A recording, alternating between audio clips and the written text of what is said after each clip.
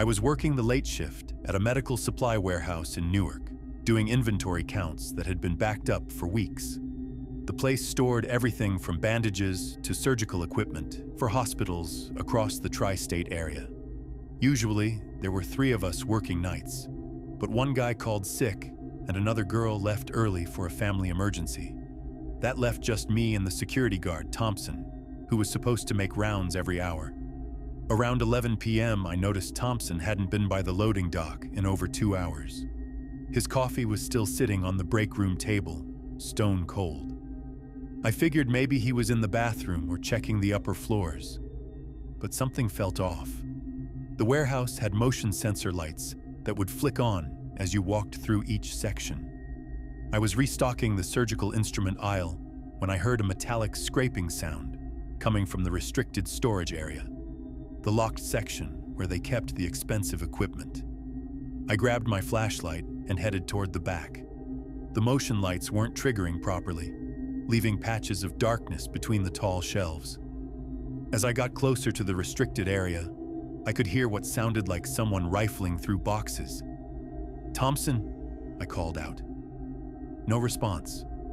The door to the restricted storage was supposed to be locked, but it was cracked open about 6 inches. I could see a faint glow inside. Someone was definitely in there with a flashlight. I approached slowly and peered through the gap. A figure in dark clothing was crouched over an open crate, methodically removing items and placing them into a large bag. This wasn't Thompson. This person was too thin, too quick in their movements. My heart started pounding as I realized what I was witnessing. Someone had broken in and was stealing medical supplies. I slowly backed away, trying not to make noise, but my foot caught the edge of a cardboard box. The scraping sound echoed through the warehouse. The figure inside immediately froze. I held my breath, pressing myself against the nearest shelf. Through the crack in the door, I could see the person had turned toward the entrance. They clicked off their flashlight. Complete darkness. I waited what felt like an eternity before carefully making my way back toward the front office to call the police. But as I rounded the corner near the loading dock, I nearly jumped out of my skin. Thompson was there, slumped over in a chair, unconscious but breathing. There was no sign of injury, but an empty coffee cup sat beside him. I shook him awake and he groggily came to, confused about where he was and what time it was. "Last thing I remember was drinking coffee around 9, he mumbled. That's when it hit me. Someone had drugged Thompson to get him out of the way. I called the police immediately, but by the time they arrived, whoever had been in the restricted storage was long gone. The security footage had been mysteriously corrupted for a 3-hour window. The strangest part?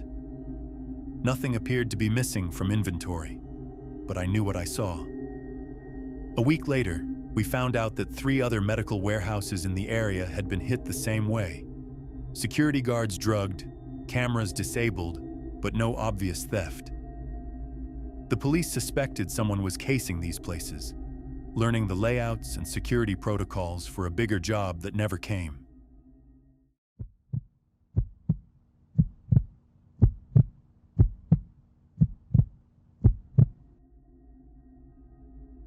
It was a Tuesday night in March. My girlfriend and I had just finished binge-watching a series on Netflix. Around 11:30 p.m., she headed to bed, while I stayed up to finish some work emails on my laptop in the living room. Our apartment is on the 2nd floor of an old converted house, the kind with thin walls and creaky floors that carry every sound. About 20 minutes after my girlfriend went to bed, I heard footsteps above us. Heavy, deliberate steps pacing back and forth across what sounded like our upstairs neighbor's kitchen.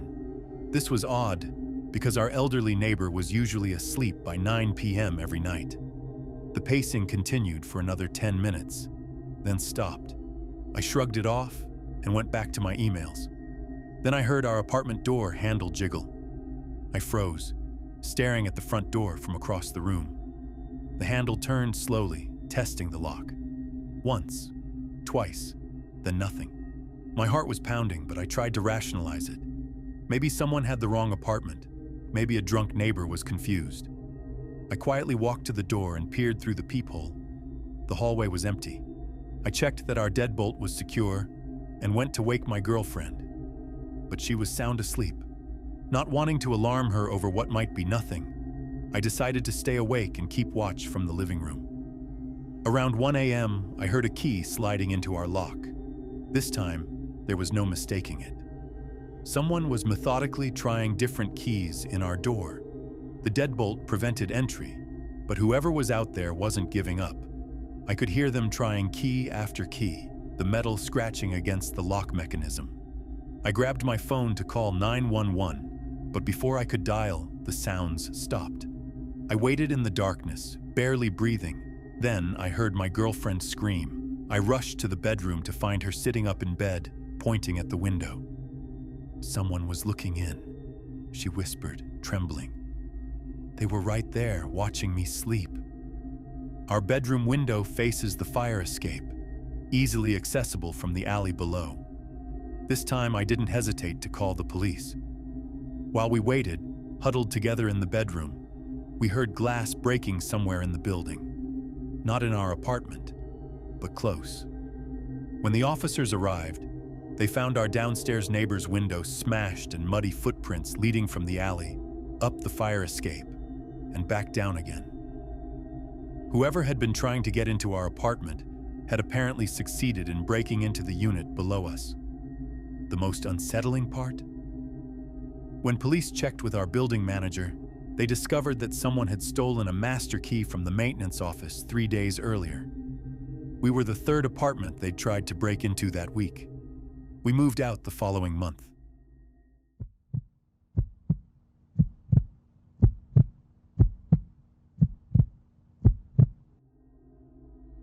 I never thought working security at a 24-hour storage facility would be anything more than watching Netflix and doing homework between rounds. I was covering the graveyard shift at a storage facility on the outskirts of town, rows of orange metal units stretching into the darkness. The pay was decent for a college student, and most nights were dead quiet. People rarely came by after midnight. That changed on a Tuesday in October. Around 2 a.m., I was doing my routine patrol when I noticed a unit was cracked open about 6 inches. The lock was still attached, but the door wasn't fully closed. I made a mental note to check it on my next round. Sometimes the doors don't latch properly. An hour later, it was wide open. I grabbed my flashlight and walked over. The unit was maybe 10 by 10 feet, packed floor to ceiling with furniture and boxes. Nothing seemed disturbed, but something felt off. The air inside was warm, like someone had been breathing in there. I closed the door firmly and continued my patrol. At 4 a.m., I heard a metallic bang echo through the facility. Then another, like someone was opening and closing unit doors. I checked the security monitors, but our cameras only covered the main entrance and office area, not the storage rows themselves. I radioed my supervisor, but got no response. Typical. Armed with just my flashlight and a radio that apparently didn't work, I headed toward the sound. The facility was a maze of narrow corridors between the storage units, each row identical to the last. My footsteps echoed off the concrete. That's when I heard breathing that wasn't mine. I stopped walking. The breathing continued, slow, deliberate, coming from somewhere behind the units to my left. I called out, "Hello? Facility security," but got no response. The breathing stopped. I turned the corner and saw the same unit as before, standing open again. But this time, I could see someone had been inside. A sleeping bag was rolled out between the boxes, along with empty food containers and water bottles. Someone was living in there. I backed away slowly, reaching for my phone to call the police. That's when I heard footsteps running through the corridors behind me. Not toward the exit, deeper into the facility. I didn't chase them. I wasn't paid enough for that. The police arrived 20 minutes later.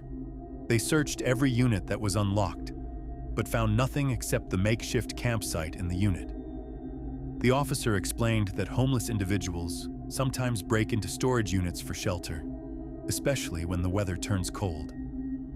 "Probably long gone by now," he said, taking photos of the sleeping bag. But as I walked back to the office, I noticed something that made my blood run cold. Fresh, muddy footprints led from the unit all the way to the employee break room. The person hadn't just been living in the storage unit. They'd been watching me work all night from inside the building.